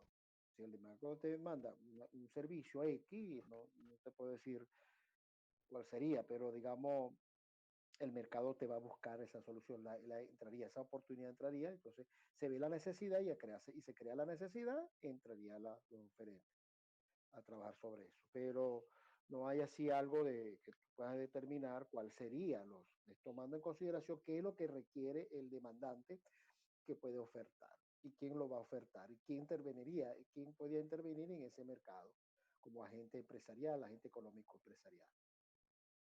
Eso es todo eso. O sea que el mercado busca las necesidades. Si se detecta una necesidad, segurito, tenerlo por seguro, que alguien lo va a cubrir. Bien. Pero el Estado, olvídate el Estado no puede intervenir. Ni cualquier Estado que venga no puede intervenir. Porque si seguimos por la vía de las intervenciones del Estado en la economía, no vamos a avanzar. No avanzamos. No logramos avanzar. Retrocedemos. Ok. Y no vamos a poder ser competitivos. Cuando digo competitivo, o sea, a nivel internacional, con nuestro producto. Ya hemos visto algunos elementos, algunos productos, pero son muy limitados. Estamos orgullosos de esos productos, pero sin embargo, todavía son muy limitados. Que tenemos como el ron Santa Teresa, que ha eh, lograr una posición bastante importante dentro del mercado del ron. Tenemos el cacao, pero ha disminuido mucho. Tenemos el café, que también, pero ha disminuido mucho, más bien, en cuanto a su calidad, porque el problema es calidad. Entonces tenemos que mejorar todo eso. Entonces, como uno de ustedes dijeron, pero la innovación, la tecnología es necesario para que esa calidad vaya mejorando y podamos ser más competitivos en el mercado, no solamente por precio, sino por calidad. Ok, ahora tocando el noveno principio de la economía, sabemos que al imprimir muchos billetes hace que los precios suban y que eso ha sido una de las consecuencias que ha llevado al país a tener una alta inflación. Mi pregunta aquí quiero que sea, ¿cómo cree usted que podemos solucionar el problema de la inflación que hemos tenido en todos estos años? Yo le dije, primero, el gobierno aprendió, el gobierno ha tomado ha considerado no lo dice, pero lo ha considerado cuando toma estas acciones que cometieron errores, ¿correcto? Ustedes lo han visto, ha dejado cierto punto, fíjese que controles de precios muy poco hay, no hay mucha supervisión de que tú estás subiendo los precios, porque realmente dice, no vamos a caer otra vez en la misma trampa, pues, porque no podemos lograr, no podemos empujar a un país de lo que ya está devastado, ponerlo, o sea, empeorarlo más. Entonces no podemos caer en los errores pasados. Entonces ya se dieron cuenta de que el mercado es importante. Vamos a poner un detalle interesante para que usted vea cómo se maneja el mercado y cómo es tan pequeño. A lo mejor han escuchado de su familia, sus madres, sus padres, aquellos que reciben bonos de la guerra, que eso no alcanza, que eso es una miseria, que eso es 4 lochas, que si el seguro social son $2, que si digamos, el seguro social son 130 y no es nada, que el salario mínimo es una pendejada, o sea, discúlpeme la palabra, ¿no? Me lo vayan a dictar ahí, me lo corta, ¿no? Entonces, todas esas cosas lo han escuchado, ¿verdad? Han escuchado ese fenómeno.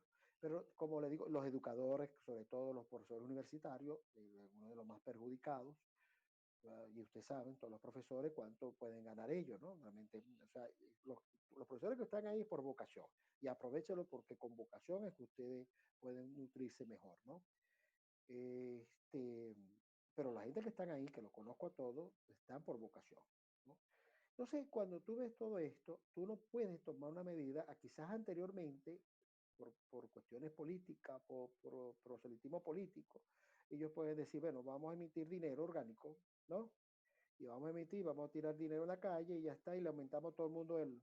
Pero ustedes ya saben, si ustedes han visto la materia, lo que llaman la ecuación del gasto público, ¿no? Donde está el gobierno, exportaciones, menos importaciones, el consumidor, eh, a empujar el gasto público te va a crear una inflación, porque no hay respaldo. ¿Con qué? Porque sacaste un dinero que no está respaldado con producción.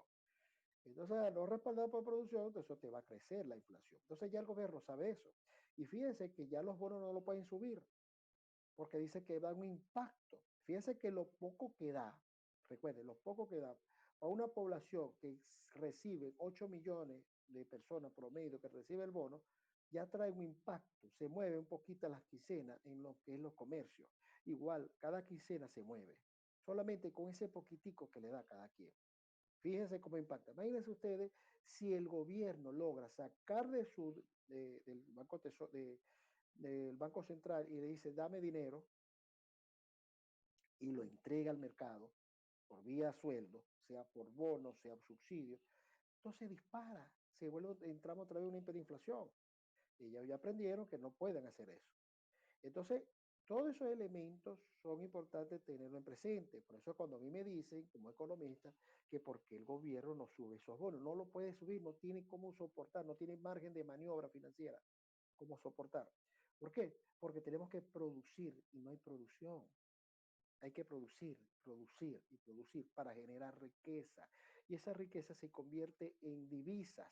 Esas divisas entran al país y con eso realmente compensamos lo que es la demanda y la oferta de los bienes y servicios. Entonces, eso es interesante tenerlo presente. Por eso que el gobierno aprendió estos errores, aprendió mucho, logró aprender bastante y y por eso que estamos nosotros, digamos, han logrado estabilizar un poco los precios. No ha podido controlar lo que es el tipo de cambio porque ya las circunstancias lo saben. Son sanciones, son muchas cosas, ya no hay dólares, a quitarte los dólares. Las sanciones logran limitar los dólares en el mercado y por lo tanto el precio sube, porque entonces el producto como un precio es atractivo, ya es oro. No sé si ustedes se dan cuenta que ahorita tú puedes llegar con un billete de $10 roto y te lo aceptan. Antes no te lo aceptaban. Tú le pones un tape a ese billete y te lo acepta. Pero antes no te lo aceptaba porque estaba rayado. Entonces, fíjese cómo se ha convertido en un tesoro tener $1 en el bolsillo. Entonces, estos todos son aprendizajes. ¿Qué hace el empresario en este caso? ¿Cómo logra mitigar todo este problema que tiene con los precios? ¿Cómo paga el proveedor? Bueno, hay que tener que, o sea, ingeniárselo. Y también una cosa, que a veces uno de los problemas que tenemos en los venezolanos, y sobre todo los empresarios, que a los empresarios no les gusta contratar personal, sobre todo economistas, porque no sé, creen que somos costosos, pero realmente quien puede darle soluciones somos nosotros como economistas. Entonces, tú le explicas a un empresario que tú tienes un problema interno que tú tienes que resolver si eres exportador y también eres importador. Bueno, imagínate, tú tienes que calcular tú tienes que trabajar, buscar tu costo implícito del tipo de cambio, determinar el costo implícito de exportaciones y determinar tu costo implícito del tipo de cambio de tu importación, para determinar cuál fue el tipo de cambio que tú utilizaste y si está, digamos, dentro del mercado o fuera del mercado. O sea, tú tienes que saber ese punto. Entonces, a tener ese conocimiento, muchos elementos que tú puedes tener, tú puedes lograr mitigar todo este problema que está existiendo con el dólar. Porque no es fácil para el empresario. ¿A qué tasa puedo yo cobrar?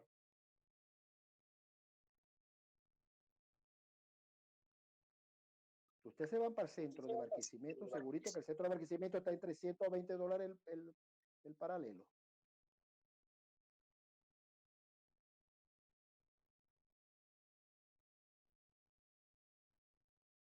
Entonces, estos son elementos que es importante que tenemos que nosotros tenerlo presente. Bueno, Frankie, está atento con el micrófono que se te activa, se te desactiva y hace interferencia. No sé si fue José que le tocó el principio, el último principio, sobre que Eh, a mí me tocó el noveno principio, que fue el que mencioné ahorita, y a la muchacha que no está en la llamada fue la que le tocó el décimo. sí, ella llegó, se conectó, pero se volvió a desconectar. De ella. No recuerdo cuál es la pregunta, si alguien la puede buscar, pero el Yo la último tengo aquí en la principio mano. de los 10 principios de la economía es que la sociedad enfrenta una disyuntiva entre la La inflación y inflación. el desempleo. ¿Cuál es la pregunta Inflación, La pregunta es, ¿cuál cree usted que es la variable que más ha afectado al común diario de los ciudadanos? no, la única variable es la inflación, producto de una Solamente. devaluación. O sea, esa es la clave. Tú bajas la inflación y todo se cambia. Pero eso es lo que nosotros estamos trabajando día a día y eso lo están viendo ustedes del día a día. El día a día de llegar que voy a comprar, si te pagan en bolívares, tengo que gastarlo inmediatamente porque si no mañana al crecimiento que va hasta el dólar oficial, o sea, sale agua, se te convierte. Sale agua, se te convierte. Y si estás tratando de comprar dólares para tratar de protegerte, cubrirte, entonces el dólar está en 300, entonces se te convierte en $2, lo que te dieron $50 te convierte en $30, $20. Sí. Entonces, es un problema que no solamente, o sea, los agentes económicos, todos los agentes económicos están saliendo perjudicados, ¿no? Y una de las cosas que siempre se ven estos ciclos, del último ciclo, los últimos meses, y en diciembre, bueno, te va a ver esa la barbaridad que estamos a ver. Entonces empiezan los cierres de empresas, de restaurantes, otras empresas no logran empujar, bueno, pues, muchas cosas. Y una de las cosas, y eso es una de las materias que yo doy en posgrado, que no hay una planificación estratégica financiera. Tú hablas con empresarios pequeños. Yo no voy a hablar de las empresas grandes porque las empresas grandes tienen sus propios economistas y tienen su propia gente que le hacen el trabajo de planificación financiera, ¿no? Y estrategia financiera y estrategia de marketing. Y el caso de las empresas pequeñas, que son muchas, medianas, las pequeñas y medianas empresas, muchas, la mayoría, tú puedes ver unos monstruos, las pequeñas y medianas, pero tú le hablas con el lenguaje tuyo, aunque sea, o lo llevas a un lenguaje llano para que entiendan lo que tú quieres, cuando lo quieres asesorar, y te quedas impresionado, totalmente impresionado de cómo está manejando la empresa. No se utiliza técnica de una manera. O sea, utiliza la contabilidad, pero hasta la contabilidad no, o sea, tú hablas y no estoy haciendo crítica a la contabilidad y los contadores, pero hay casos de contadores que entramos a una posición, digamos, ya de rutina, o sea, que ya sabemos que el contador su papel es registrar todos los movimientos que se presentan, todos los movimientos, y nosotros lo que hacemos es leerlo, darle lectura y hacerlo hablar, ¿no? Eso es estado financiero, como economista. Pero sin embargo, ellos también tienen un papel importante de ahí para tomar algunas observaciones y se tomen unas decisiones de parte de una gerencia, una supervisión. Pero hay casos que no lo ven. cosas que uno ve como economista, que esa es la ventaja que nosotros tenemos, que nosotros lo podemos observar. Nosotros estamos en la capacidad, usted cuando se gradúe se van a notar, que usted está en la capacidad de tomar funciones de cualquier tipo. O sea, ya, porque nosotros manejamos muchas cosas, muchas variables. Tú puedes llegar a ser gerente general de una empresa porque maneja muchas variables. Tú manejas recursos humanos, tú manejas marketing, tú manejas, y bueno, y si te desarrollas y te formas en los posgrados, mucho más. Por ejemplo, yo agarré el área finanza como parte de mi electiva, pero también tuve una electiva que fue demografía, el estudio de la población. No sé si allá lo dan, pero aquí en Luz lo dieron y yo tuve ese privilegio de uno de los mejores profesores graduados en Chile, que me dio clase de demografía. Entonces, maneja muchos elementos que hasta tú puedes hablar a nivel político, sin ser político, pero es que es necesario porque tú no puedes divorciarse de eso, porque toda información política que se pueda mover daña la economía. Vamos a ponerlo Sí, más sencillo. Se lo voy a poner más sencillo. Estamos ahorita en un evento que lo estamos viendo todos los días y ustedes lo están viendo en sus redes sociales segurito, el caso que hay entre Estados Unidos y Venezuela. No vamos a entrar en el detalle, solamente que están viendo eso. Y cualquier cosa que pueda decir uno o lo que pueda decir el otro afecta a la economía. El caso de Colombia. Tenemos el caso de Colombia. Solamente por decir una palabra, ¡pum!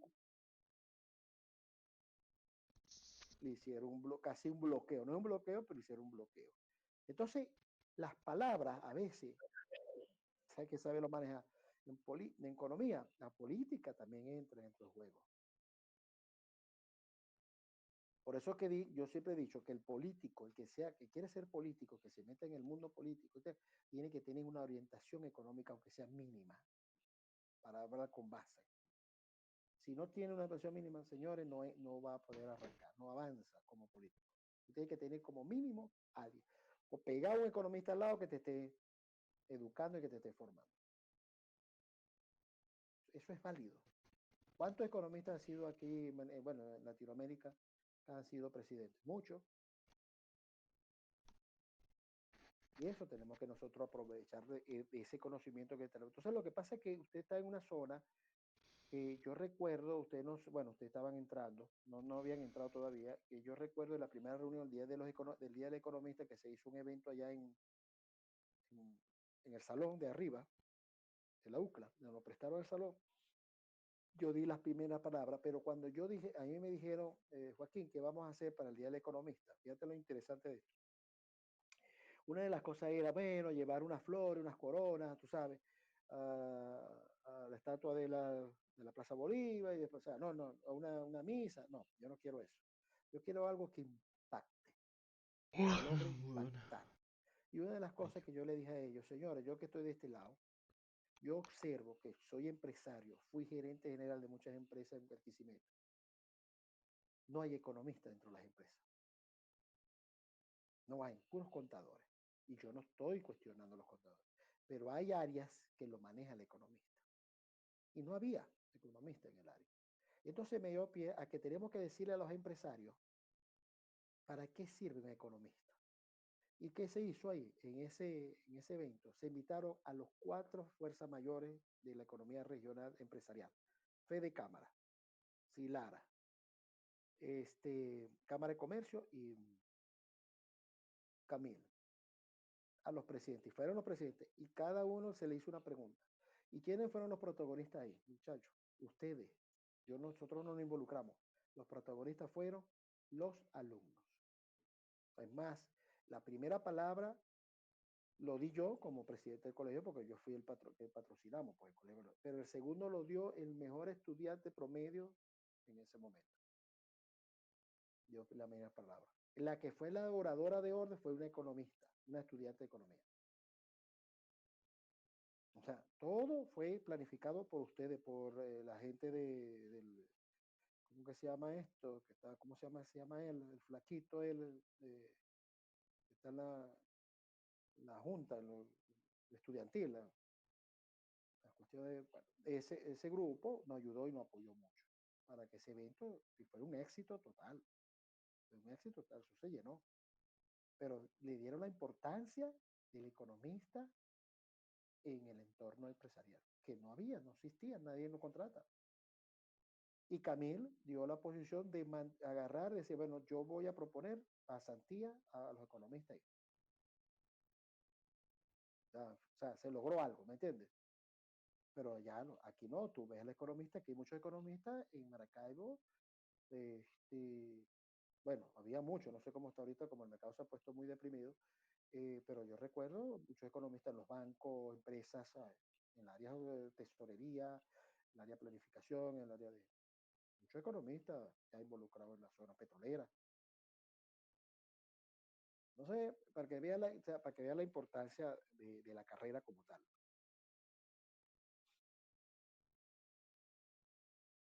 ¿Alguna pregunta, otra?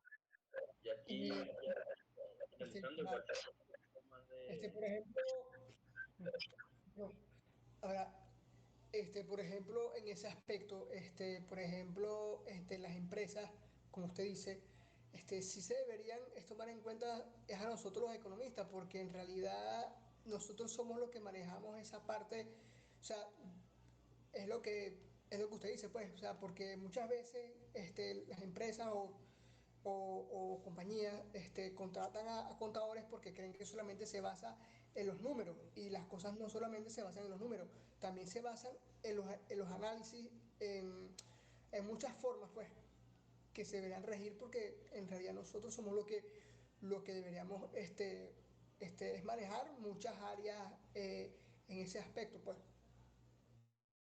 Mira, la pregunta es importante, ¿no? Lo que yo le estaba comentando. El contador, el trabajo del contador como tal es registrar todas las transacciones. Ese es el trabajo. Vamos a registrar todos los estados financieros. El caso del economista es leer, darle lectura, hacer hablar a ese número. Porque ¿qué hago yo con decir activo igual a pasivo más capital? Correcto, está bien. Pero cuando yo determino, voy a poner un ejemplo muy sencillo ustedes. Y ustedes conocen esa ecuación, activo igual a pasivo más capital, ¿correcto? O sea, ¿el activo qué es? Las inversiones, ¿no? Ahora, el pasivo y el capital, ¿quién financió esas inversiones? Sea el accionista o sea un proveedor o un banco, ¿correcto? Y se hace el equilibrio, tiene que estar los dos. Si aquí hay 100, el otro lado tiene que haber 100. Entonces, cuando tú hablas con un economista, el lenguaje del contador dice, ¿cuál es el pasivo dentro de la empresa? Bueno, dice, el pasivo es donde es el proveedor y el banco. El economista no dice, nosotros somos un poquito más filosóficos porque somos pragmáticos. Nosotros decimos, no, el pasivo para mí es el pasivo más capital, porque el accionista también es un pasivo. Yo le debo a él una plata y él me está dando un dinero prestado para yo formar la empresa, el accionista. Y se formó una empresa llamada XXCA. Y yo tengo que pagarle a él unos intereses o unos dividendos.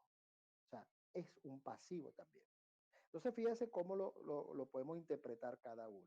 Entonces, el economista tiene unos puntos clave importantes dentro de la empresa, sobre todo en el área financiera, sobre todo en el área de tesorería, de planificación estratégica, muchas cosas que podemos determinar. O sea, como dices tú, hay indicadores, hay análisis financieros que nosotros vamos a terminar, y eso toma a considerar todos esos indicadores, tú lo plasmas en una sábana, o lo plasma en un cuaderno, o lo plasma donde tú quieras hacer, en una página web, y tú tienes que comentarle eso al gerente general para tomar una decisión.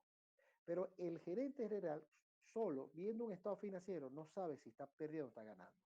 Porque hay una cosa interesante.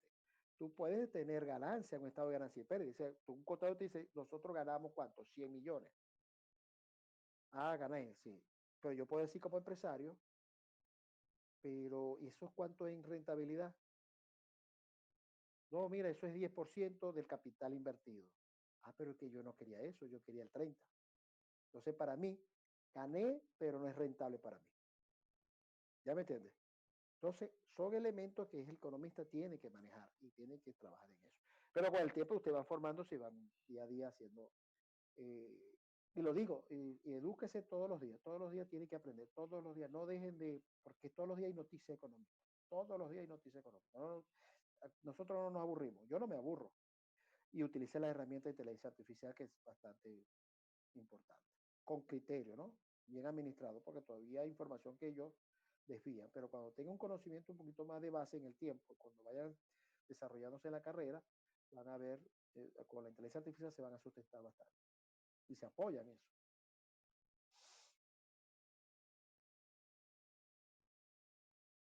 ¿Otra pregunta?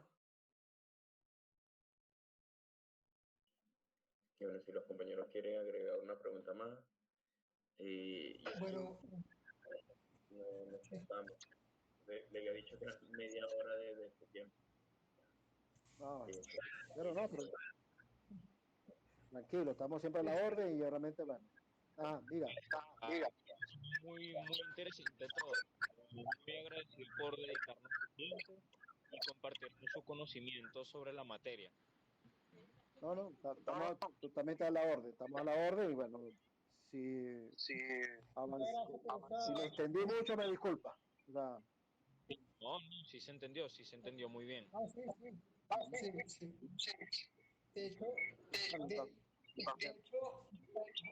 De hecho, toda su explicación fue muy buena, pues. De verdad que se aprendió mucho, pues. Se aprendió muchísimo de lo que usted nos explicó y las dudas que nosotros teníamos. De verdad que todo eso nos sirvió, pues. ok, eso es importante, bueno, es importante saberlo. Bueno, siempre estamos a la orden, más bien agradecido por la invitación y bueno, ya saben dónde estamos. ¿Ok? bueno, muchísimas gracias. Muchas gracias. Bueno, pues hasta luego, pues, gracias. Hasta luego. Gracias.